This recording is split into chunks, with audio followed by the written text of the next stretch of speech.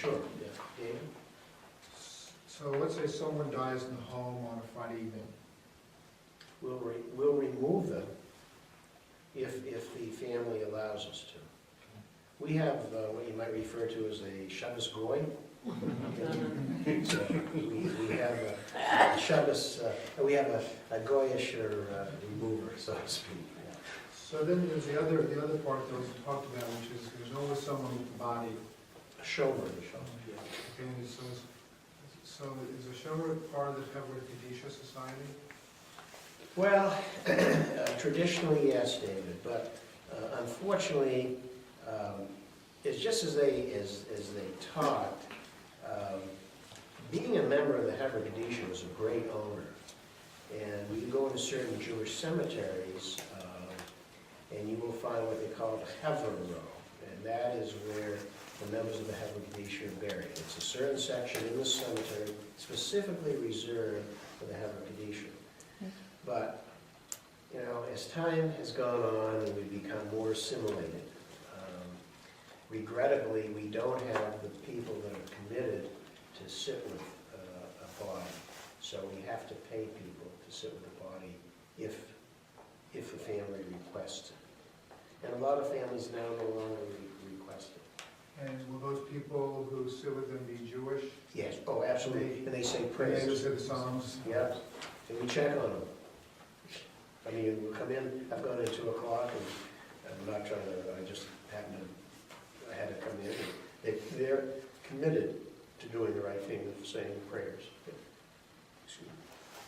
Question? So, it has to be people who know the prayers, who are trained, so to speak, not just No, I family mean, it's members? really, it's what we call What about- saying Tehillim, which is a series of psalms. So As long as you can read Hebrew. So I mean, the members family can can- sit with them.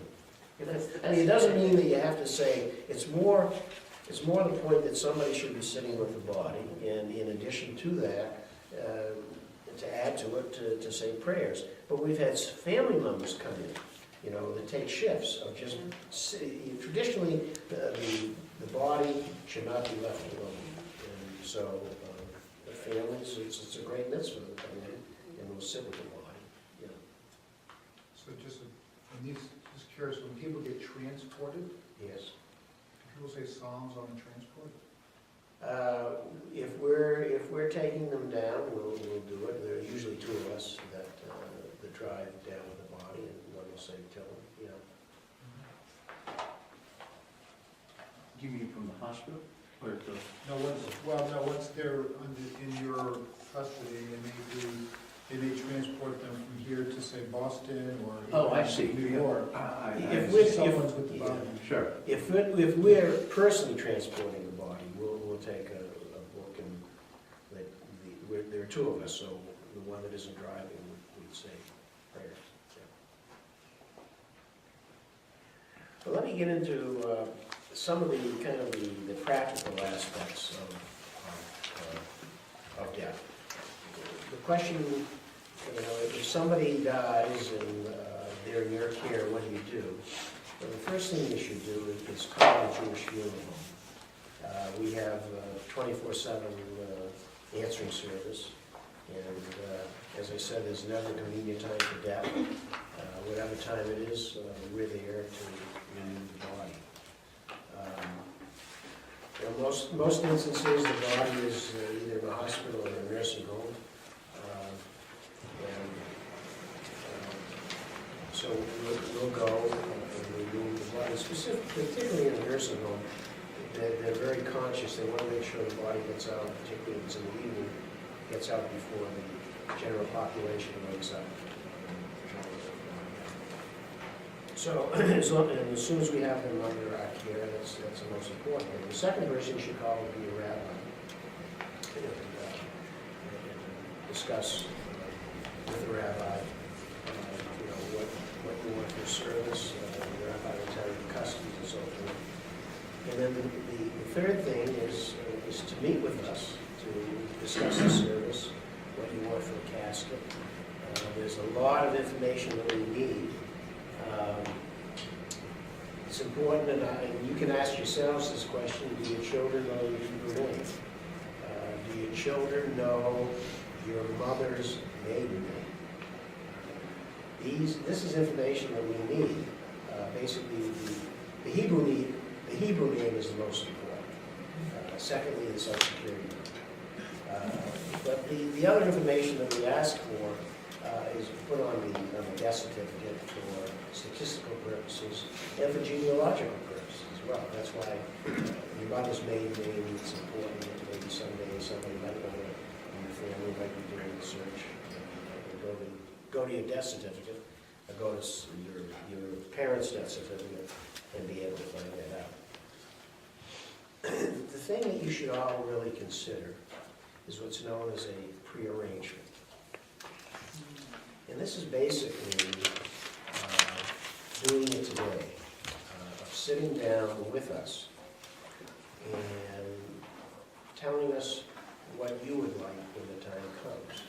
And we'll keep a record of it. We'll take all the information that relieves you or your family, or more so your family, of the obligation. And when the time comes, it only takes one phone call, and that's to us. Otherwise, everything is done. Now, the advantage of the pre-arrangement from a financial point of view is that if you make your arrangements today, it'll be at today's cost. We guarantee that. The money, it does not have to all be paid in full. You can pay it over time. We don't care. So we don't want to cause anyone a burden. Last year, it's interesting, I got the figures today. Last year, we donated $10,000 in tzedakah to families that could not afford a Jewish funeral. We're a nonprofit organization. I can tell you that we were established sometime, at least 1905, 2 weeks ago. I got the minutes of the Harvard edition meeting back in 1905. That's the good news. Bad news, it's in Yiddish. We're trying to find out who owes us money. It was real fun. So we go back many years. The two things that Jews do when they move into a town is establish a cemetery and establish a habitation. Now you come sometime to South Portland, and in the middle of an established residential neighborhood is a Jewish cemetery. It's called the Smith Street Cemetery. Yes, I know where it is. And it's a beautiful little cemetery, but it certainly is out of sync.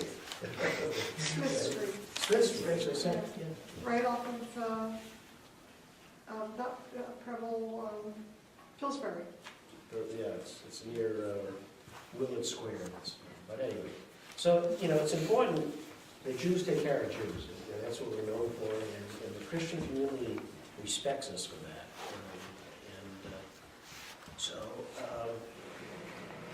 The other thing is that if you don't want to do a pre-arrangement right at the moment, at least consider coming in and sitting down with us and giving us your information. That's just as important.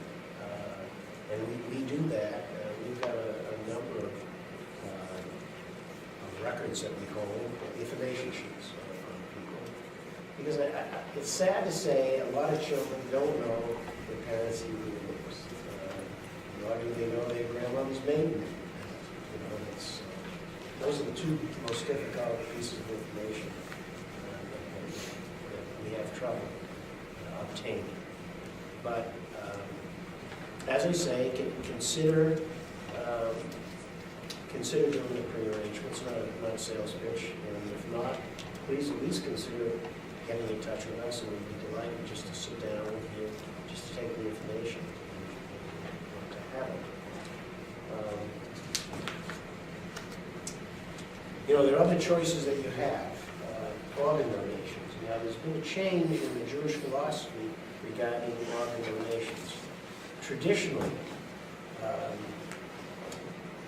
if the heart was still beating, you weren't dead. Because once the heart stops beating, the blood stops pumping, how good are your organs going to be? But now, what the Orthodox Jewish community has accepted is brain stem.